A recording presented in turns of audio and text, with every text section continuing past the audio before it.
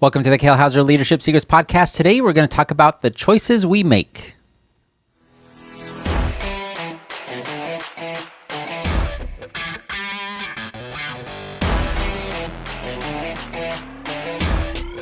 Hello everybody and welcome to the Kale Houser Leadership Secrets podcast. My name is Kale Houser. Thank you for joining me today. I wanted to talk about something that's a little bit heavy on my heart. This happened last week, an event that happened in our life. And I've been trying to process it because there's a lot to unpack with it. It's nothing personal by any stretch, but it's something that I think to a degree affects us all on some level.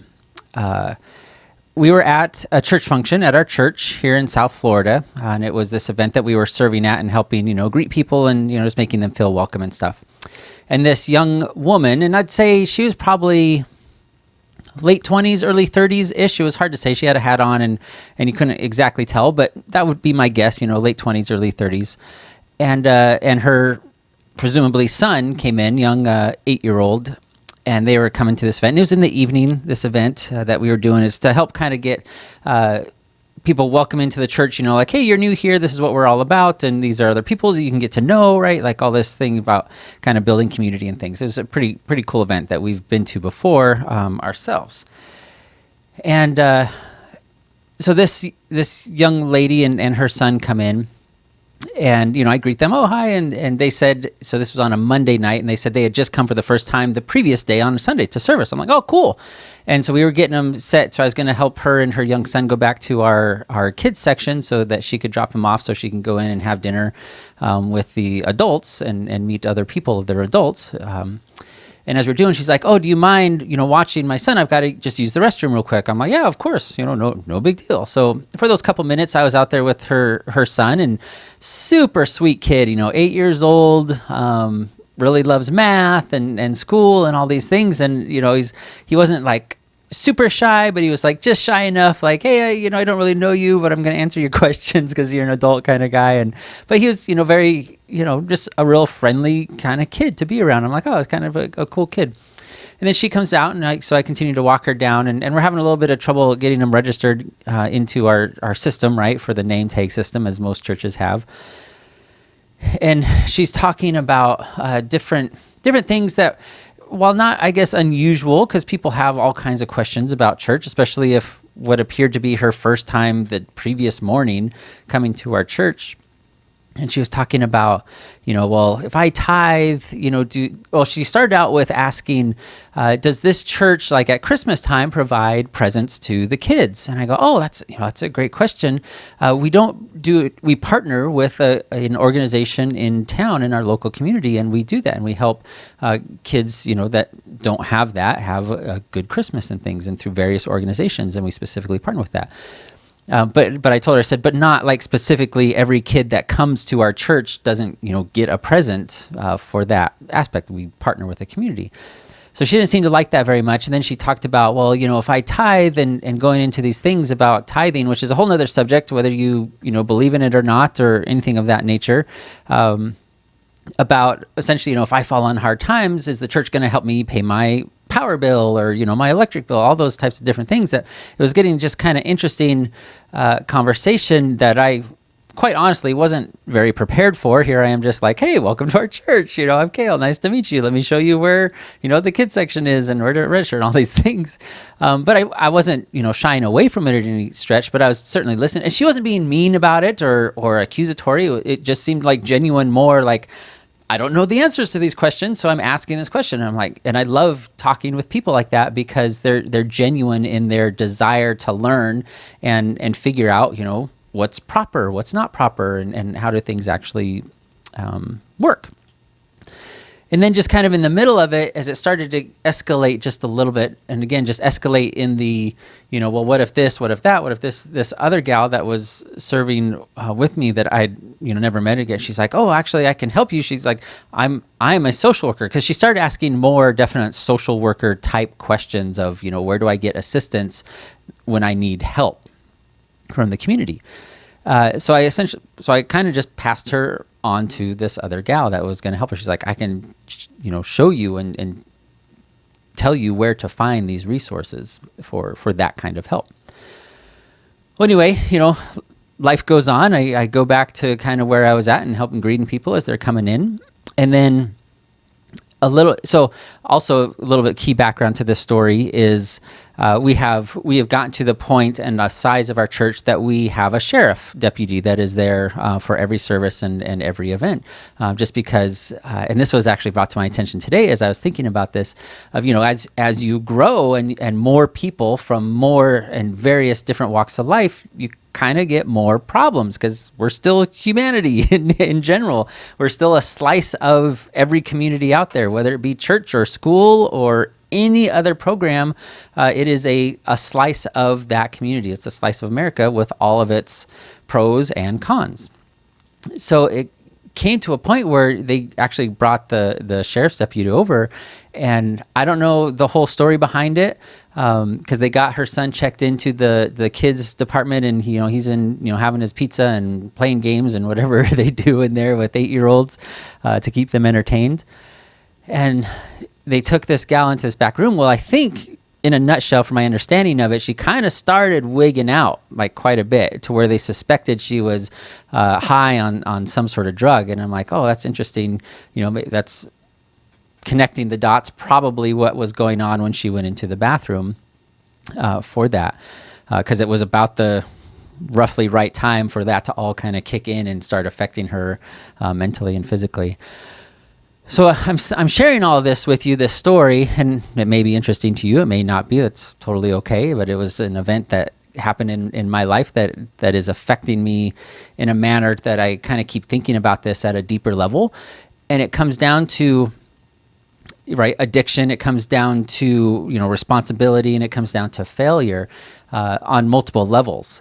So the crux of the whole issue, and what really is the heartbreaker about the whole thing, is this young lady ends up getting arrested. She ends up, 2 more sheriff deputies end up coming. One of them, of course, being a female sheriff deputy, and they handcuff her and they lead her outside of out of the church to the patrol cars and take her away. But and you're probably thinking to yourself, well, what about the kid? Yeah. And this is the sad part. And even now, just kind of talking about it kind of tugs at me a little bit, because this poor kid, here he is going out, with his mom to this cool church function, and he gets to go to this church and have pizza and play games and be around other kids like, his age, and this positive environment, that we create this positive environment for our community in our church. And then he gets to have somebody come to him in the middle of this and say, hey, your mother's been arrested, and you're going to have to go with this child protective services person and into presumably a foster home for however many nights or however long that is for that process to take place, for either her to be released or some sort of other guardian to be arranged. And it was fascinating from the standpoint of being an external, non-involved observer of this, and seeing that process, but also just the heartbreak of just wanting to run over to this kid who I had, not 20 minutes earlier, 30 minutes earlier, had kind of gotten to know a little bit, and seen that, this kid absolutely didn't deserve it. He's this completely innocent bystander in this whole thing. And then, you start to lead, well, how could your mother do that? And, all this kind of stuff, and go to that negative realm. But then you just start thinking about it analytically of, there's probably addiction that she's dealing with. And she had actually even kind of admitted that too, like, hey, I'm a recovering, addict and all these things. And I'm like, right, this is the perfect place for you. You want to be in an environment like this where you can help battle that. But then also, responsibility. And then, ultimately when we have these failures, and I got to thinking about that, in my own life and then in business in general, like, how do we handle the failures? How do we handle when we may be addicted to something else that is getting in the way of what is actually healthy for us? And this doesn't have to be a drug addiction or an alcohol addiction or anything else. It could be, addiction to, adrenaline. It can be an addiction to wanting to be liked by everybody. It can be an addiction to that sense of power, or an addiction to having people kind of tread lightly around you, and that fear factor a little bit. There's all kinds of things that we as humans have a need for that we've developed over time, or something that really kind of makes us feel good, and we go out of our way to make that environment possible and happen, besides drugs, right? That's a whole nother, not the scope of this podcast between drug or alcoholism or any of those kind of illicit